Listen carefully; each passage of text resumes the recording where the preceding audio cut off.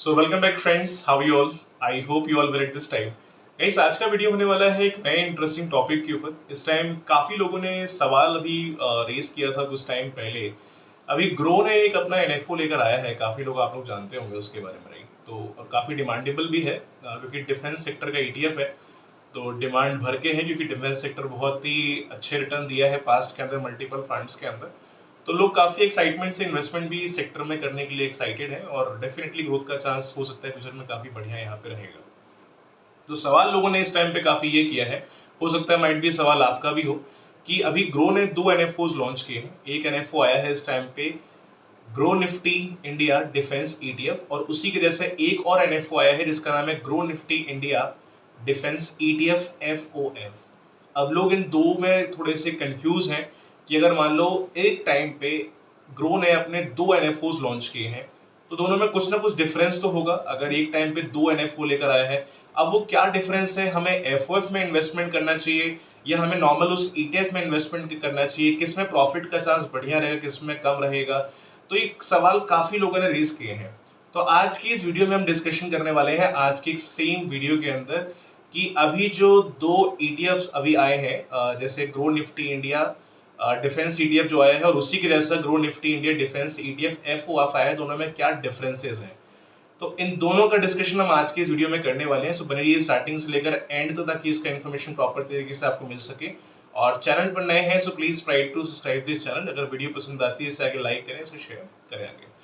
अगर हम पीपीटी के माध्यम से अगर अंडरस्टैंड करें अगर इस फंड को, तो हम एफओएफ का डिस्कशन करते हैं। और जिन लोगों ने वीडियो हमारी पहले वाली नहीं देखी है उस ईटीएफ के ऊपर, आपको उसका लिंक डिस्क्रिप्शन में मिल जाएगा। वीडियो को प्रॉपर तरीके से एक बार प्लीज देख सकते हैं कि ताकि उसका प्रॉपर इन्फॉर्मेशन आपको मिल सके, किस टाइप का वो ईटीएफ होने वाला है, कितना पोटेंशियल वहां पर हो सकता है। हमने प्रॉपर डिस्कशन कर रखा है उस वीडियो के अंदर, एक बार आप जाके वीडियो को चेकआउट कर सकते हैं अगर आप उस फंड में अगर इंटरेस्टेड है तो। ओके, तो अभी जो एफओएफ आया है, एफओएफ का मतलब होता है फंड ऑफ फंड। दोनों ही जो फंड अभी ग्रो ने लॉन्च किया है एज एनएफओ, दोनों को सेम डे पे लॉन्च किया है। 23 तारीख का ओपनिंग डेट है इन दोनों एनएफओस का, 23 सितंबर का। अब एफओएफ का मतलब ये है फंड ऑफ फंड। अगर मान लो अपना पैसा आप ईटीएफ जो नॉर्मल इनका ईटीएफ अगर आप उसमें इन्वेस्टमेंट ना करके अगर आप एफओएफ वाले ऑप्शन में अगर इन्वेस्टमेंट करते हैं, तो एफओएफ का मतलब होता है फंड ऑफ फंड। मतलब अगर आपने इस फंड में अगर इन्वेस्टमेंट किया है तो इसमें आपका पैसा जो आप लगा रहे हैं, आपका पैसा फिर दूसरे फंड में ही लोग इन्वेस्टमेंट कर रहे हैं। और दूसरे फंड में कौन सा फंड रहेगा, वही वाला फंड रहेगा जो अभी इन्होंने इसके पहले लॉन्च किया है, ईटीएफ वाला। ठीक है, तो एक जो नॉर्मल ईटीएफ वाला है, आपने अगर एफओएफ में डाला तो एफओएफ एक फंड हो गया आपके लिए। तो आपने अगर इस फंड में पैसा डाला है तो ये लोग आपका पैसा उसी ईटीएफ में डाल रहे हैं जो उसके साथ में आया हुआ है। अब कितना इसमें लॉजिक है, कितना यहाँ पर रिटर्न आपके लिए बढ़िया हो सकता है एफओएफ में, उसका डिस्कशन हम आगे करेंगे। बने रहिए आखिरी तक ताकि पूरा आपको इसका डिस्कशन होने के बाद में क्लैरिटी लास्ट में मिले कि हाँ मेरे लिए कौन सा ऑप्शन बेनिफिशियल हो सकता है। अगर हम एफओएफ की बात करें तो मेजरली केसेस में ये भी देखा गया है कि एफओएफ ऑप्शंस के अंदर एक्सपेंस रेशियो ज्यादा भी होता है, क्योंकि अपना पैसा अगर आप इस फंड में इन्वेस्टमेंट कर रहे हैं, ये आपका पैसा एक और फंड में लगा रहा है, तो जाहिर सी बात है कॉस्टिंग तो बढ़ेगी ना, क्योंकि ये भी फंड है, इसका भी कुछ ना कुछ कॉस्ट होगा और एक्सपेंस रेशियो जिसको हम बोलते हैं। और हो सकता है कि ये लोग पैसा जिस फंड में लगा रहे हैं उसका भी कुछ ना कुछ एक्सपेंस रेशियो होगा, है ना। तो यहाँ पर एफएफ टाइप ऑप्शन के अंदर में क्या होता है कि एक्सपेंस रेशियो बढ़ने का चांस ज्यादा रहता है, जो कि नॉर्मल अगर हम उस ईटीएफ में अगर इन्वेस्टमेंट करें जो इसी के साथ में आए, वहां पर एक्सपेंस रेशियो में भी यहाँ पर इसके मुकाबले कम हो सकता है।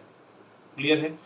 दूसरी चीज, अगर मान लो हम इस एफओएफ में अगर इन्वेस्टमेंट करते हैं तो यहाँ पर एग्जिट रूट लगता है आपका। वहीं अगर उसी के साथ जो अभी नया एनएफओ अगर आया हुआ है, अगर हम उसमें अगर एग्जिट करते हैं, अगर मान लो मैंने आज इन्वेस्टमेंट अगर कुछ भी किया, अगर मैं उस एक्सचेंज रेट फंड में अगर पैसा अगर डाल रहा हूँ ईटीएफ में, और मुझे अगर मान लो 2 महीने के बाद सेल कर देना है, अपना पैसा ले लेना है वहां से, तो मैं कर सकता हूँ और एग्जिट रोड वहां पे 0 रहेगा। ठीक है, बट यहाँ पर एग्जिट रोड आपका इंप्लीमेंट रहेगा।